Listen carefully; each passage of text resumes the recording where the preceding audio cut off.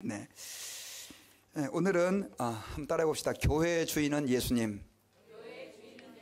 이 제목으로 하나님 말씀을 듣도록 하겠습니다. 계속해서 여러분, 지난주부터 제가 이제 교회에 대해서 설교를 하려고 합니다. 교회는 우리가 다니고 있고 몸담고 있는 곳이지만 사실은 교회가 어떤 곳인지, 무엇을 하는 곳인지 잘 몰라가지고 오늘날 많은 성도들이 혼란을 겪는 경우가 많습니다. 그래서 여러분, 제가 이제 8월달 한 달 동안은 교회에 대한 설교를 계속 하려고 합니다. 그래서 교회에 대해서 좀 확실하게 교회가 이것이구나 라고 하는 것을 깨닫는 그런 기회가 될 수 있기를 바랍니다.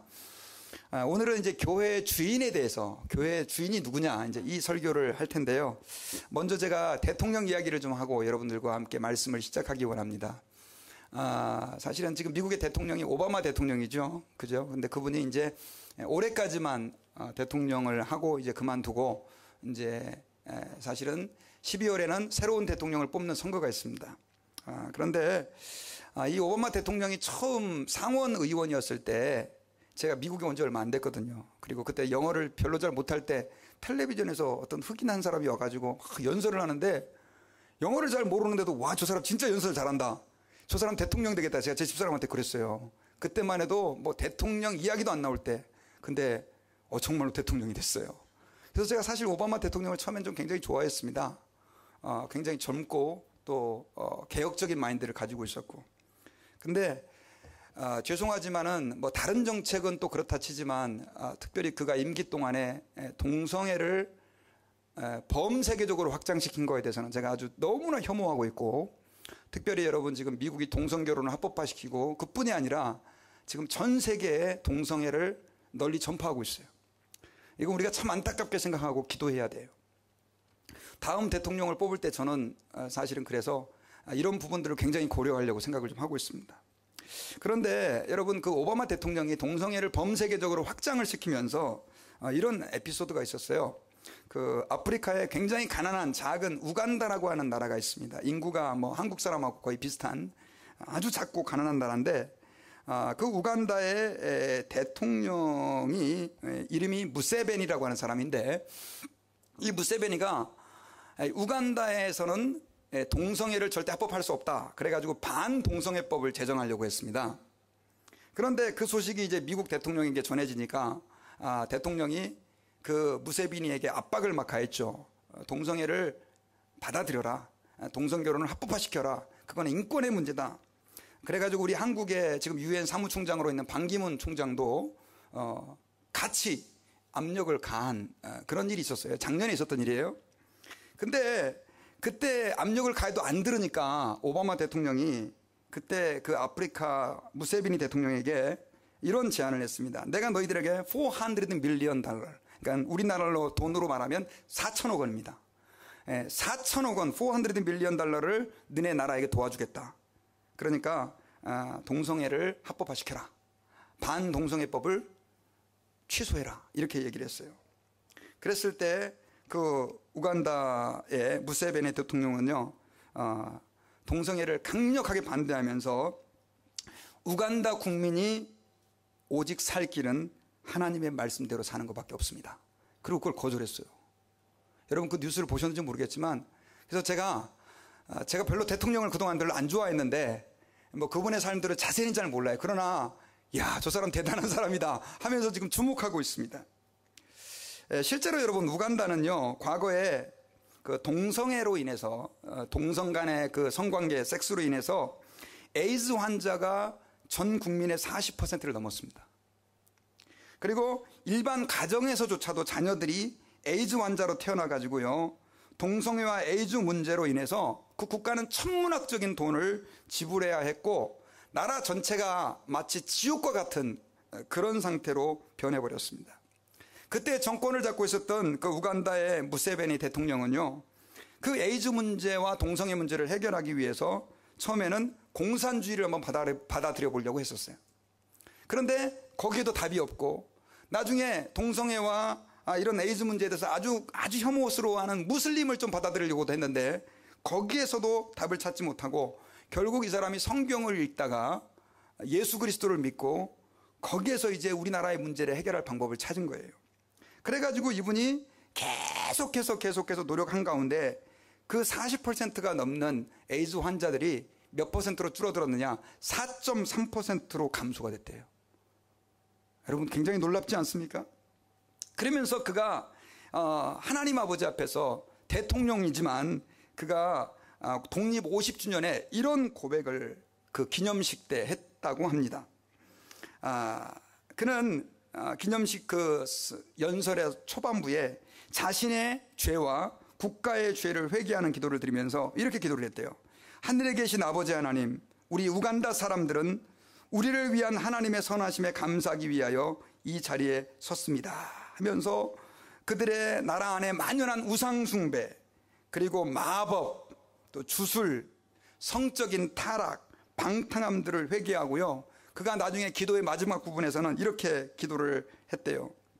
하나님, 우리 우간다가 하나님을 두려워하는 나라이며 공의에 굳게 선 나라로 시편 33편 12절대로 여호와를 자기 하나님으로 삼는 나라는 복이 있다라고 하는 그 말씀대로 알려지는 나라가 되게 해 주십시오 라고 기도를 했대요.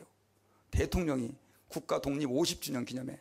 물론 이걸 가지고 여러분 대통령이 종교적으로 치우쳤다 이런 비난들도 있어요.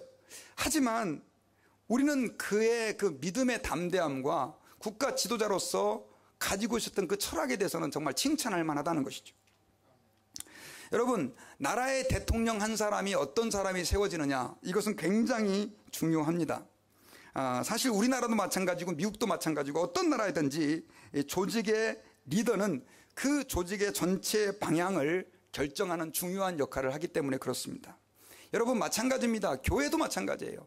교회가 크든지 작든지 사실은 오늘날 교회들이 굉장히 많은 세상 사람들에게 손가락질을 받고 있는데 그 손가락질을 받고 있는 원인 중에 하나가 저는 그 리더들이다라고 생각해요. 리더들, 교회의 중심이 된 사람들, 교회 온 지 얼마 안 된 초신자들, 그리고 세례받은 지 얼마 안 된 그분들이 교회를 문제를 만들고 교회를 시끄럽게 만들지 않아요. 교회에서 가장 높은 자리를 차지하고 있다고 하는, 죄송합니다, 목사, 장로님들, 권사님들, 집사님들, 이런 사람들이 사실은 문제를 만들어내고 있다는 거죠. 그런데 여러분, 왜 그러면 오늘날 교회들이 이렇게 사람들에게 손가락질을 받고 그렇게 지도자들이 방황하고 있느냐? 그 이유는 교회가 무엇인지를 잊어버렸기 때문이에요. 교회가 무엇인지. 자, 그렇다고 한다면 여러분, 오늘 저희들이 교회가 무엇인지를 좀 발견하기를 원하는데, 오늘 마태복음 16장은요 예수님께서 베드로에게 해주신 말씀인데, 그 베드로에게, 사실은 베드로가 아니라 다른 제자들에게까지 예수님께서 묻습니다. 사람들이 나를 누구라고 하느냐? 그렇게 물었을 때 사람들이, 특별히 예수님의 제자들은 예수님을 향해서 세례 요한이라고 합니다. 또 어떤 사람은 엘리야라고 합니다. 어떤 사람은 예레미야나 선지자 중에 하나라고 합니다. 14절에서 이렇게 대답을 했어요. 그랬을 때 예수님께서, 그러면 니네는 나를 누구라고 하느냐? 그때 베드로가 다른 그 어떤 제자들보다도 앞장서 가지고 이렇게 말을 했죠. 주는 그리스도시요 살아계신 하나님의 아들이십니다. 자, 우리 한번 성경을 읽어봅시다. 16절. 자, 같이 읽어보십시다. 자, 눈을 크게 뜨시고요. 자, 시작. 시몬 베드로가 대답하여 이르되 주는 그리스도시요 살아계신 하나님의 아들이시니다. 이 고백을 한 거예요. 주는 그리스도시요 살아계신 하나님의 아들입니다.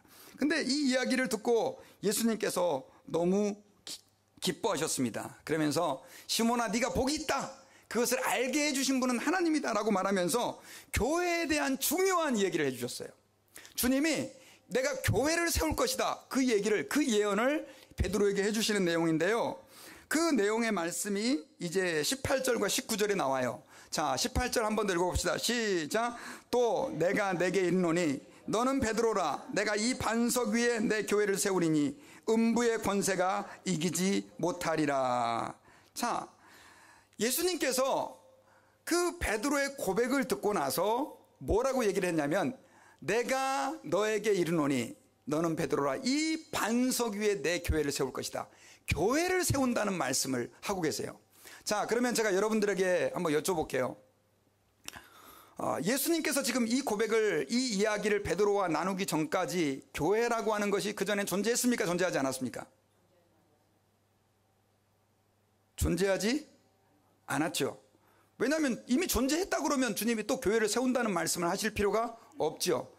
사실은 그래서 교회는 언제 생겨나게 되느냐, 보통 대부분의 신학자들은, 목회자들은 예수님께서 승천하신 뒤에 제자들이 마가의 다락방에 모여서 기도할 때 성령이 임하심으로 그때 교회가 탄생했다라고 얘기를 합니다. 그러니까 교회의 역사는 지금 어느 정도 됐다고요? 한 2000년 정도 됐지요.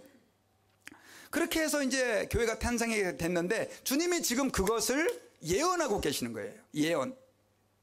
여기서 우리는 예수님께서 교회를 세운다는 이 말씀 가운데서 그러면 교회가 무엇인지를 좀 몇 가지 중요한 사실을 발견할 수 있는데요. 그 첫 번째가 뭐냐면요, 한번 따라해 봅시다. 교회의 기초는 신앙 고백이다.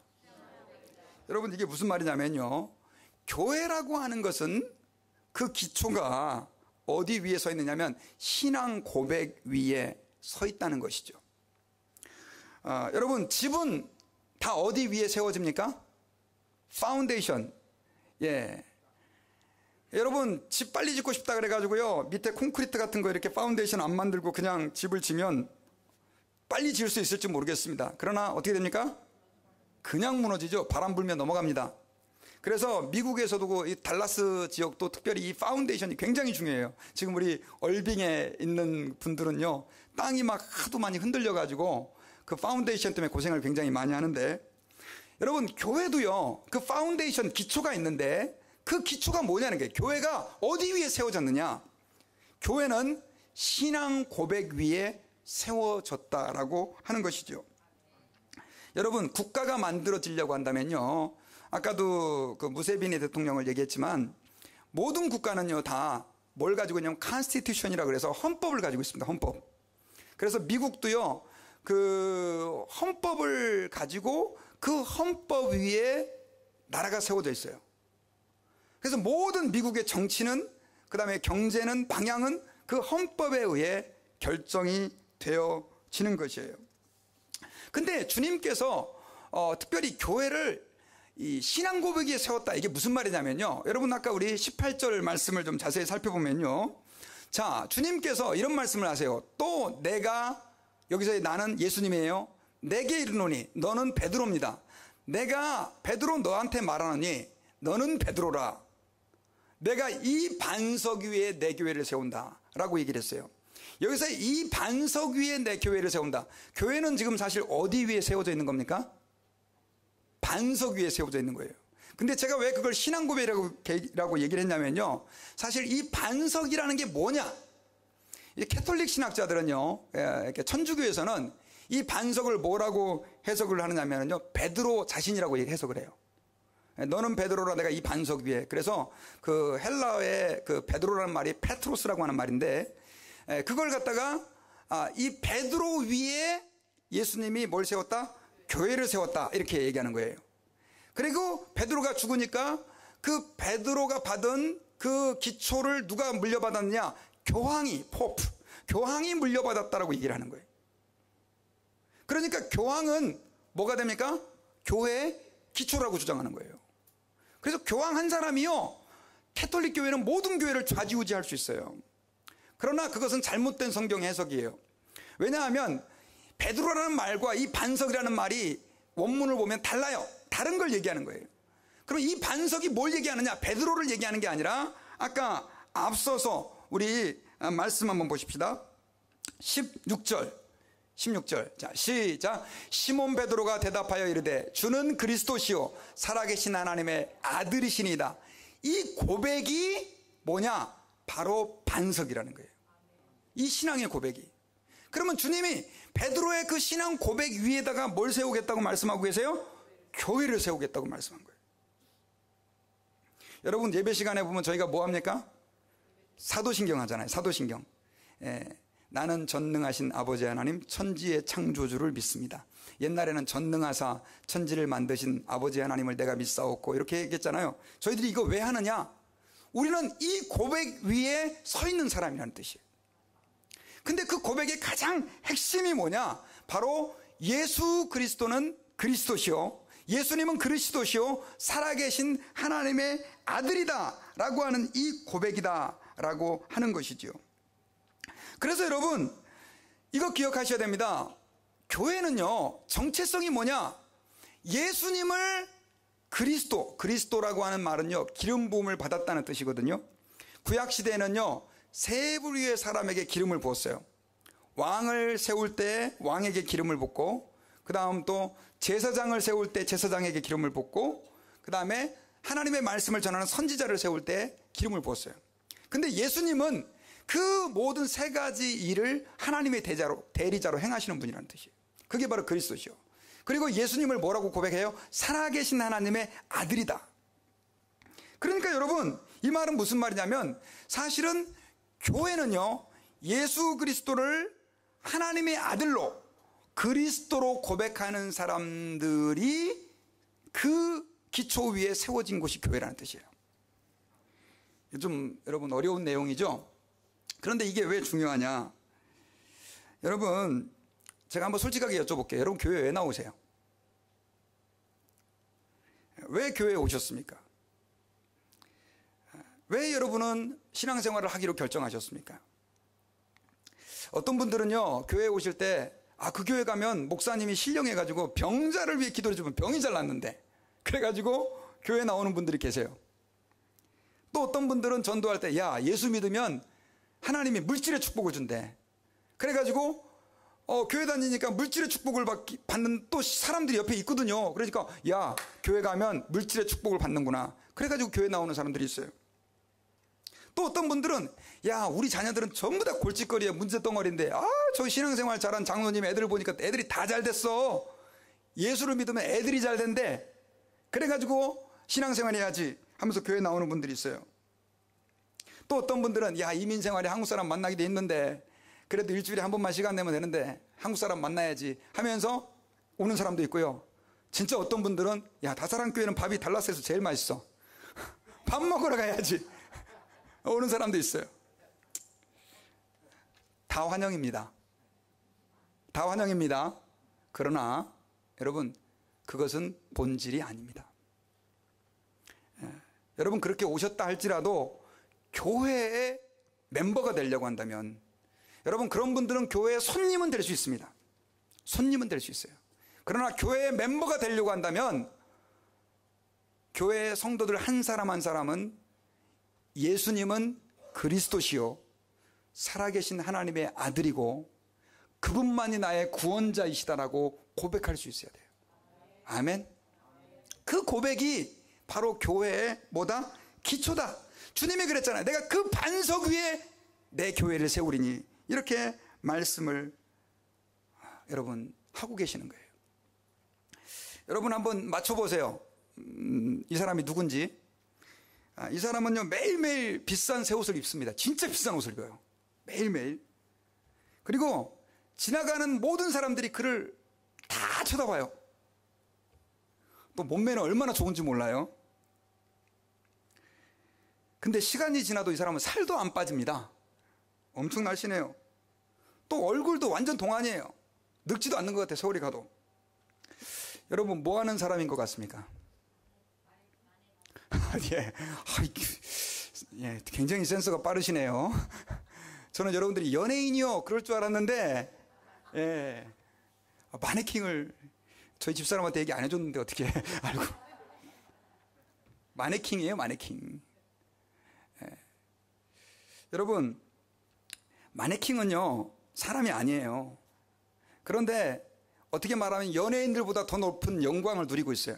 좋은 옷도 입고 많은 사람들이 길을 가면서 그를 쳐다보고 있고, 또 어떤 사람들은 평생 저 몸매 한번 가져봤으면 좋겠다. 여자분들 특별히 한참을 뚫어지게 쳐다보는 사람도 있죠. 얼마나 부럽습니까? 그러나 그것은 실체가 아닙니다. 여러분, 사실은 교회가 많은 것들을 할 수 있습니다. 어려운 사람들 도와줄 수도 있고요. 또 교회가 말 그대로 사랑이 너무 많아가지고 사람들에게 참 따뜻함을 가져다 줄 수도 있고, 그 다음 또 교회라고 하는 곳을 통해서 병자가 나을 수도 있고요. 많은 일들이 일어날 수 있습니다. 또 또 아이들이 좋은 교육의 혜택을 받을 수도 있습니다. 요즘 큰 교회들이 그런 거 많이 하잖아요. 또 장애인 사역들도 많이 하고 아름다운 일입니다. 그러나 여러분, 그것은 교회의 본질은 아닙니다. 교회의 본질은 뭐라고요? 예수님을 나의 구원자, 나의 주님이라고 고백하는 것입니다. 어떤 분들은 그래서 이런 분들이 계세요. 목사님, 교회는 참 좋은데 자꾸 예수 믿으라는 건 좀 부담스러워요. 죄송합니다. 그런 분들은 아직까지 교인이라고 할 수가 없어요. 그래서 여러분, 우리는 이 사실들을 절대 잊어버려서는 안 된다라고 하는 거예요. 왜 안 되느냐? 여러분, 교회는 신앙 고백 위에 세워졌기 때문에 결국 교회의 가장 핵심적인 내용은 바로 그 믿음과 고백과 또 예수 그리스도 그분의 십자가의 구원하심과 보혈이 되어야 된다는 거예요. 저는 예전에요, 믿음이 없을 때 교회를 갔는데 저희 때는 그 보혈 찬송 되게 많이 불렀거든요. 보혈 찬송. 그래서 내가 그 피를 6월절 막 이렇게, 그다음에 예수님의 보혈로 막 이런 거 막 맨날 부르는데 도대체 교회를 왜 맨날 피 얘기만 하는지 도대체 그런 생각을 한 적이 있었어요. 왜 자꾸 피 그러는지. 그리고 뭐 십자가에서 죽는 얘기 뭐 자꾸 이렇게 기쁨과 은혜를 좀 받으러 왔는데 뭐 자꾸 죽는 얘기하고 막 이러니까 좀 싫었어요. 진짜 예수님 잘 모를 때. 근데 나중에 예수님을 만나고 보니까 여러분, 다른 건 다 필요 없어요. 오직 교회에서 가장 중요한 건 뭐냐면 예수님께서 하나님의 아들로 이 땅에 나를 위하여 오셨다는 것과 그분이 나 같은 죄인의 그 죄를 다 담당하시고 십자가에서 내 대신 죽으셨다는 거예요. 그거 하나예요. 그거 하나. 그 감격과 은혜 때문에 내가 봉사도 하고, 여러분, 저도 사실 나름대로 꿈이 있었던 사람인데 뭐하러 말 그대로 남들이 별로 좋아하지도 않는, 전 부모님이 목사 된다고 그럴 때 다 반대했어요. 사돈의 팔촌의 친척까지 너 왜 하필이면 목사냐 다 그랬어요. 제가 지난번에 목사회를 갔더니 어떤 목사님은요, 자기가 목사 된다고 그랬더니 다 좋아하더래요. 아버지 어머니도 좋아하고 친척들도 다 잘했다고. 알고 보니까 아버님이 어머니가 다 목사님이에요. 야, 되게 부럽더라고요. 나는 목사 된다고 그럴 때 진짜 힘들었어요. 저는 제가 공부를 굉장히 잘했어요. 왜 잘했냐면요, 장학금을 안 받으면 공부를 할 수가 없었어요. 부모님이 학비를 안 대줬어요. 그래서 저 혼자 그냥 막 하여튼 고군분투하면서 그렇게 달려왔어요. 근데 저희들 왜 세상 사람들이 말하는 것처럼 그런 꿈이 없었겠어요? 근데 저를 이렇게 바꾼 게 뭐냐면 예수님이 나를 위해서 십자가에서 죽으셨다는 그거였었어요. 그거 말고는 아무것도 없는 거. 배지를 않아요. 배는 게 없어요, 진짜. 그러니까 그 복음을 전하고 그 그리스도의 사랑을 전하는 일에 내 인생을 드려야 되겠다. 그래서 고등학교 졸업하자마자 바로 그렇게 헌신을 했잖아요. 그래서 여러분, 이거 기억하셔야 됩니다. 교회는 뭐가 중심이 되어야 되느냐? 우리의 믿음과 신앙 고백이 중심이 되어야 됩니다. 교회 안에 보면요, 사실 죄송합니다, 목사가 봐도 마음에 안 드는 사람이 있어요. 여러분들도 우리 교회 안에 마음에 안 드시는 분 계시죠? 말은 못하죠, 말은. 근데 어떨 때는 마누라도 마음에 안 들 때가 있으니까 뭐 거짓말 하시면 다 안 됩니다. 있어요. 근데요, 그것은 세상에서 하는 얘기입니다. 교회는요, 신앙 고백을 중심으로 예수님의 사랑 때문에 모인 사람들이에요. 그래서 교회는 네 스타일 내 스타일이 없어요. 교회는 저 사람이 예수를 믿는 사람이야, 그럼 무조건 I love you. 아멘이에요, 노멘이에요? 아멘이에요. 왜냐하면 저는요, 예수님을 믿고 나서 이렇게 바뀐 게 뭐냐니까, 그 전까지만 해도 예수 믿는다 그러면은 별로 그렇게 반갑고 그러지 않았었어요. 근데 예수님을 만나고 나서 제가 뭐가 바뀌었냐면, 예수 믿는다 그러면 그렇게 반가운 거예요. 희한해요. 예수 믿는다 그러면 그냥 다 반가워요. 잘생긴 사람이든지 못생긴 사람이든지 다 그냥 반가워요. 그리고 예수 믿는다 그러면 미국에 오니까 흑인들도 반갑고 멕시칸들도 반가워요. 잘 모르는 사람인데.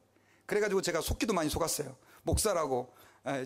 제가 목사라고 그러니까 자기도 예수 믿는다 그러니까 막 반가워가지고 속은 적도 있고. 지난번에는 이런 일이 있었어요. 저희 집에 속은 건 아니고 되게 좋았던 일인데, 이렇게 저희 집이 이렇게 집이 좀 겉에가 좀 현찮아가지고 내부는 우리 딸의 그 강력한 설득으로 이렇게 페인트도 칠하고 좀 이쁘게 해놨는데 밖에가 좀 지금도 좀 현찮아요.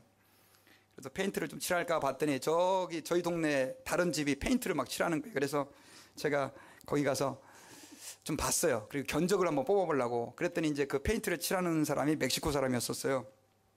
그래가지고 이 집 페인트 지금 칠하는데 너 돈 얼마나 받냐 그랬더니 예, 뭐 한 1,000몇백 불 받습니다 이렇게 얘기를 하더라고요. 그래서 그러냐, 근데 나도 지금 페인트를 한번 칠할까 한번 생각 중이다 이렇게.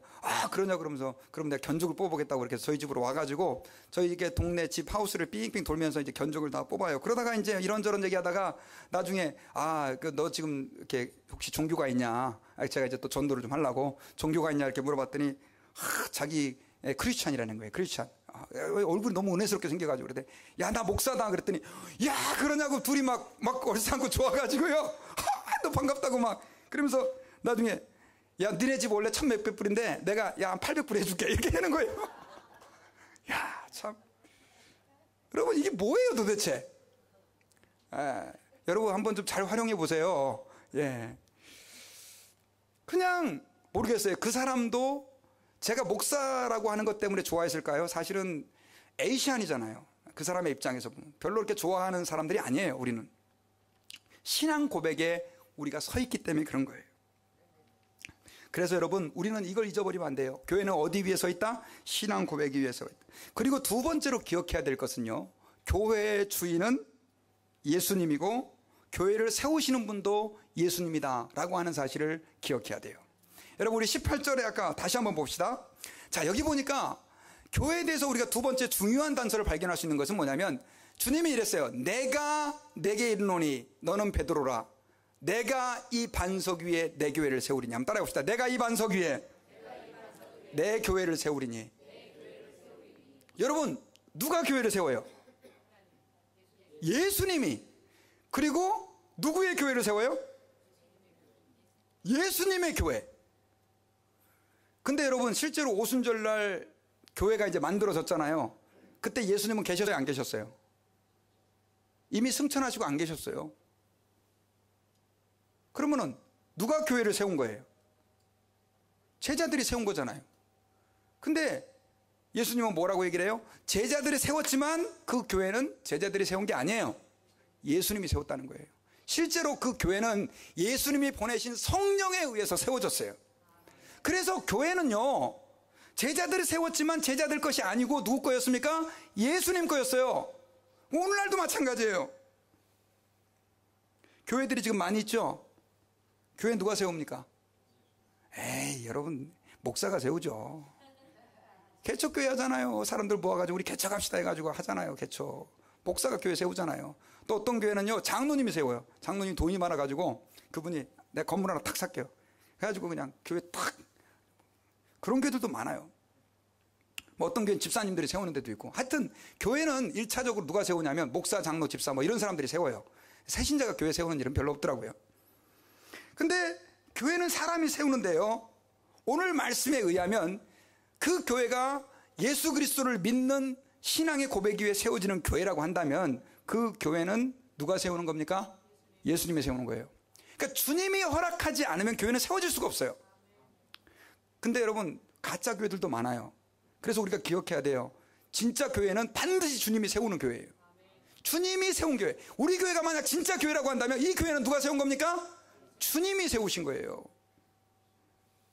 그리고 이 교회의 주인은 누구예요? 예수님이에요. 근데 여러분 이게 왜 중요하냐면 여러분들 교회를 신앙생활 하면서요, 많은 사람들이 특별히 이제 초신자들 아닌데 교회에 좀 신앙생활을 하신 분들, 1번은 목사, 뭐 장로, 뭐 권사, 또 뭐 안수집사 이런 분들이 한 가지 신앙생활하면서 착각하는 게 있습니다. 뭐냐면 자기가 그 교회에 굉장히 많이 헌신하면 자기가 그 교회를 주관하려고 하는, 주장하려고 하는 그런 경향들이 있어요. 여러분 그거는 맞아요, 틀려요? 틀려요. 아니에요. 교회의 주인은 누굽니까? 여러분 만약에 여러분들 집에 여러분들이 너무 불쌍해가지고 홈리스를 한번 들어와서 좀 쉬라고 그랬어요. 근데 그분이 주인 행세를 해봐요. 기분 좋아요, 안 좋아요? 당장 나가! 그렇게 안 되겠어요?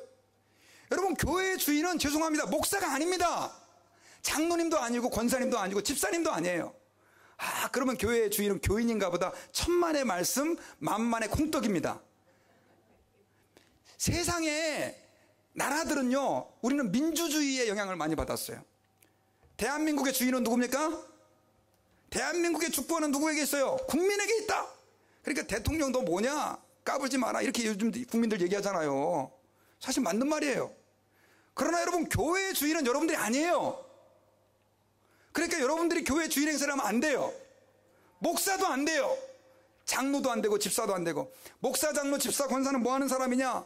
주인 대신 예수님의 종으로 이 교회에 쉽게 말하면 사찰과 같은 사람이 일하는 사람이에요. 주님의 교회를 섬기기 위해서 주님이 특별히 일꾼을 뽑은 사람들이 직분자들이라는 말이에요. 여러분,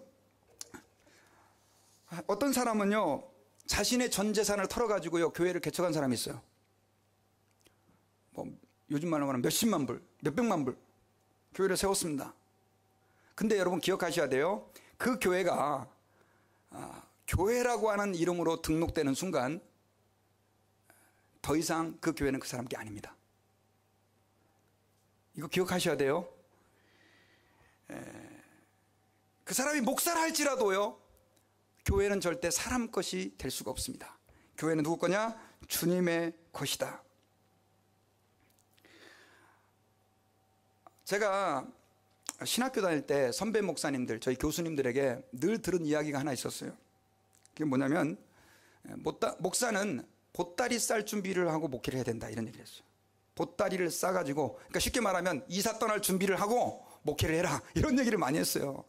그래서 저는 옛날에 이런 생각을 했어요. 이게 교인들하고 부닥치면 무조건 짐 싸고 떠나라는 얘기구나, 그렇게 생각을 했어요. 처음에 잘 몰라가지고. 근데 목회를 해보니까 물론 그런 의미도 있었을지 모르겠어요. 그러나 그런 의미가 아니라는 걸 알았어요. 여러분, 사실 교회에 제일 많이 헌신하는 사람이 누굽니까? 목사잖아요. 이렇게 다른 사람들도 다 교회를 사랑하지만 특별히 목사만큼 교회를 더 사랑하는 사람이 별로 없어요. 저는 그렇게 생각해요. 그건 당연한 거예요. 그러다 보니까 어떤 마음이 생기느냐? 자꾸 교회를 내 것으로 삼고 싶은 마음이 생기는 거예요. 내 것으로. 짐 쌀 준비를 하고 목회를 하라는 얘기는 교회 네 거 아니라는 얘기예요. 교회 네 거라고 생각하지 말라는 거예요. 그냥 목사는 하나님이 세운 청지기로 와서 섬기고 봉사하고 교인들이 신앙생활 잘하는 걸로 생각을 하라는 거예요.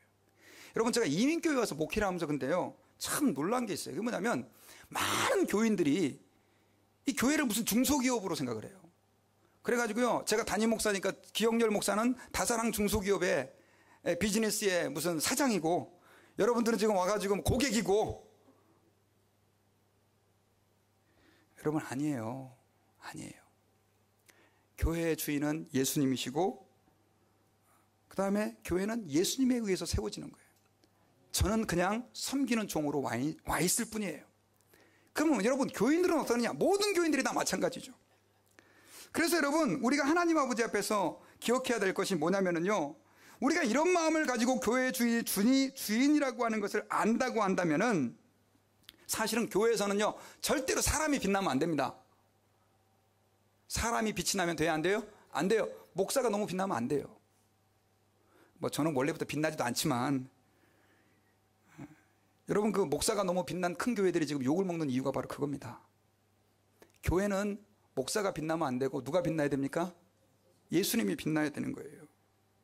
그래서요, 여러분들에게 좀 조심스럽게 말씀을 드려요. 사실은 여러분들이 저는 목사님의 설교가 좋아서 이 교회에 나옵니다.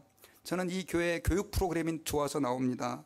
저는 이 교회가 사랑이 많아서 교회에 나옵니다. 또 어떤 분들은 이 교회가 밥이 맛있어서 나옵니다. 좋아요.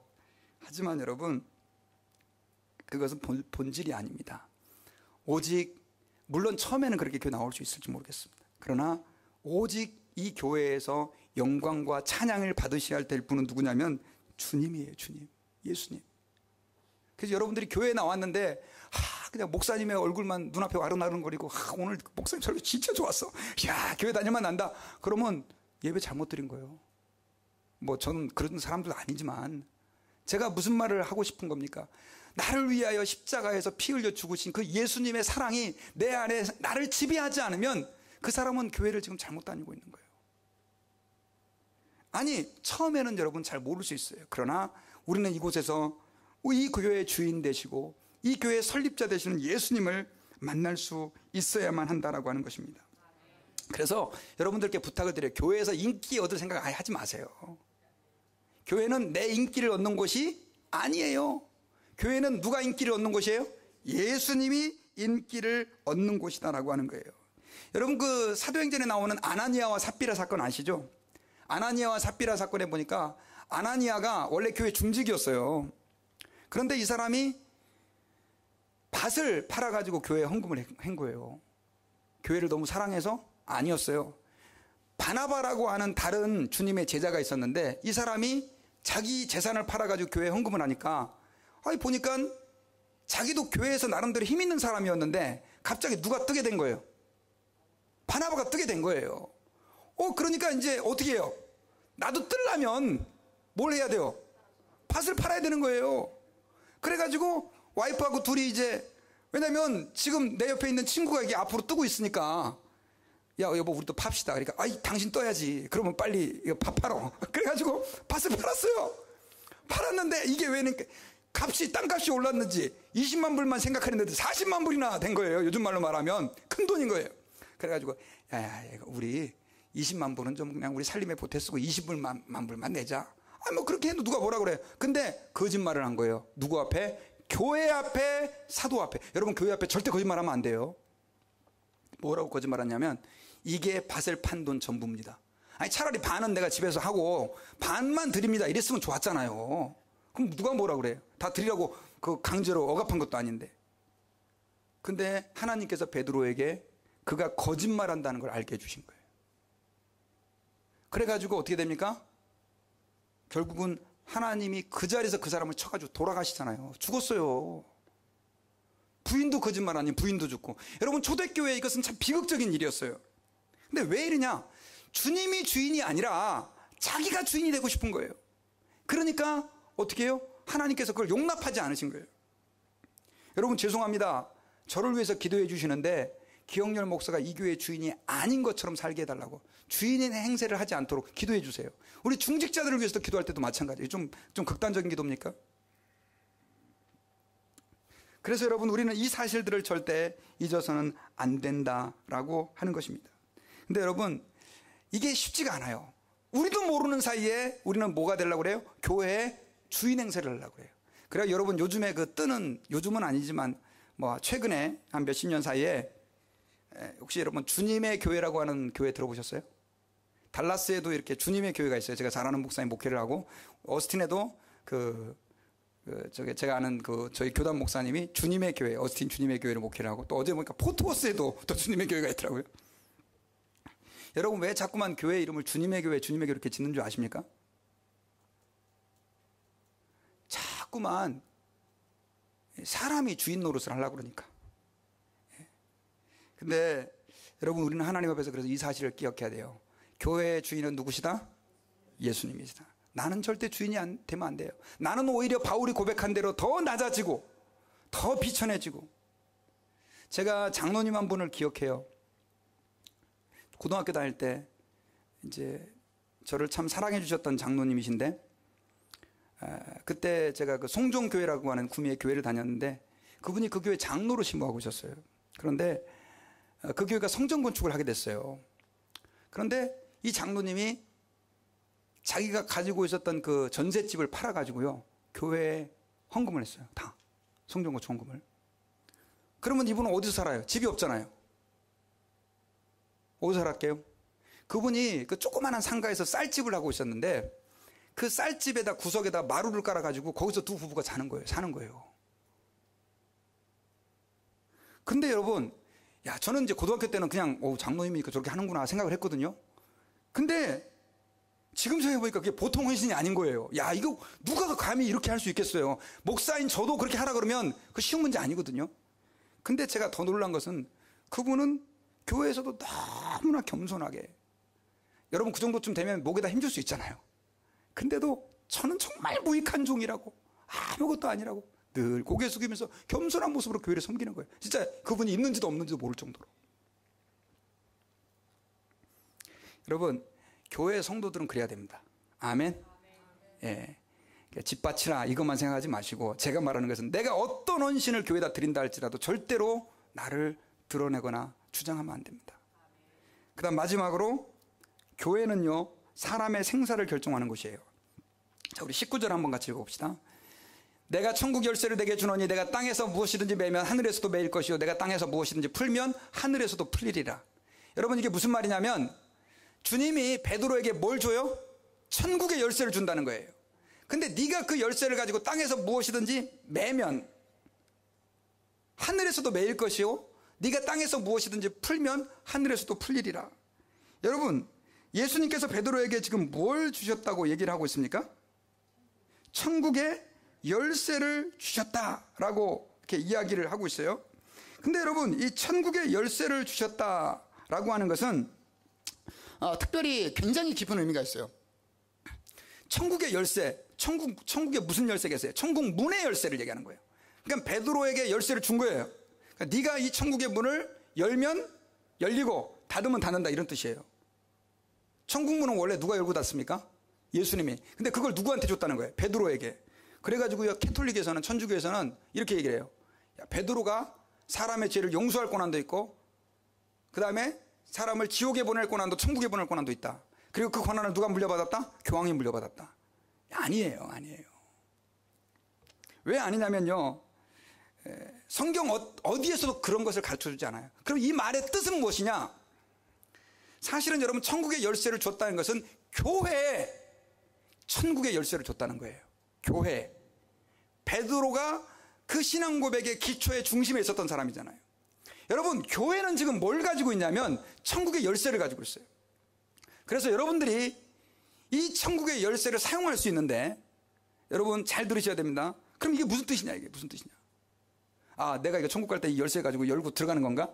그런 의미가 아니고, 만약에 여러분 교회가 사람들에게 하나님의 복음을 전해서 그 사람들이 예수님을 영접하면 그 사람은 이 교회를 통해서 뭘 받게 됩니까? 구원을 받게 돼요. 천국에 들어가게 돼요. 근데 복음을 전했는데 안 받아들여요. 교회 안 다녀요. 그러면 그 사람은 어떻게 됩니까? 천국 못 들어가는 거예요. 그럼 그 사람에게 천국 문이 어떻게 돼버리는 거예요? 닫혀버리는 거예요. 그런 의미에서 교회가 천국의 열쇠를 가지고 있다는 뜻이에요. 여러분들에게는요, 지금 뭐가 주어져 있느냐? 천국의 열쇠가 주어져 있어요. 할렐루야. 만약에 근데 그 열쇠를 가지고 여러분들이 다른 사람에게 천국 문을 열어주지 않으면 여러분들은 지금 뭘 하고 있는 겁니까? 직무유기를 하는 거예요. 직무유기. 우리는 교회의 성도로서, 천국의 열쇠를 가진 사람으로서 아직까지 하나님의 나라에 관심이 없는 사람들, 복음을 모르는 사람들에게 우리는 뭘 해야 되느냐? 천국의 복음을 증거해야 돼요. 주님이 지금 그걸 그러니까 교회는 뭐 하는 곳이냐? 하나님의 복음을 증거하는 곳이 되어야 한다라고 하는 의미가 그 안에 담겨져 있는 것이죠. 여러분, 저는 이제 말씀의 결론을 맺겠습니다. 교회가 무엇이냐? 주님께서는 베드로와의 대화를 통해서 사실은 중요한 몇 가지 교회에 대해서 가르쳐 주셨는데, 첫 번째로 교회는 어디 위에 세워진 것이라고요? 신앙 고백 위에 세워진 것이다. 그 다음 두 번째로 교회는, 교회의 주인은 누구다? 예수님이다. 그리고 교회는 세 번째로 천국의 열쇠를 가진 사람의 생사화복을 주장하는 그런 교회다. 그러니까 교회가 복음을 전하는 곳이 되어야 된다는 것이죠. 그래서 여러분, 이 사실들을 저희들이 기억하고 하나님 앞에서 우리 다사랑교회를 통해서 이러한 주님의 아름다운 뜻이 실현되고 성취되어지는 그러한 축복이 있기를 주의 이름으로 축원합니다. 기도하겠습니다. 하나님 아버지, 감사합니다. 오늘 말씀을 통해서 저희들이 이 땅에서 주님께서 왜 우리에게 교회를 세워주셨는지를 깨닫게 하심을 감사합니다. 아버지 하나님, 우리 다사랑교회가 주님이 그 세우신 교회의 목적에 맞는, 주님의 영광이 드러나는, 주님의 복음이 아름답게 전파되어 많은 사람에게 천국문을 열어주는 그런 교회가 될 수 있게 도와주시옵소서. 우리의 자아를 죽여주시고 우리가 드러나지 않게 하시고 오직 예수님이 우리의 삶을 통하여 드러날 수 있게 하시고 우리 교회를 통하여 나타날 수 있게 하여 주시옵소서. 예수님의 이름으로 기도하옵나이다. 아멘. 우리 다 같이